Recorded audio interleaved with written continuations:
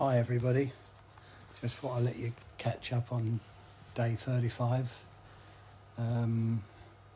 It's not been a fast recovery up until now, and I've been quite often slow and doing nothing in some days and, feeling a bit sort of down, but the last couple of days I've sort of had a word with myself and thought, you need to speed things up a little bit because you need to get back to work.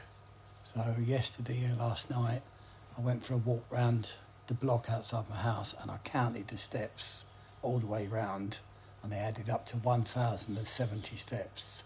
So I did that 5 times round, which meant I walked 5,350 steps.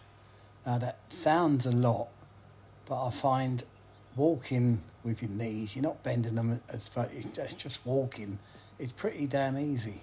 It's the standing still and getting stiff that's the hard bit. So that's not a problem. And anyway, I woke up this morning, did my physio by the book, all the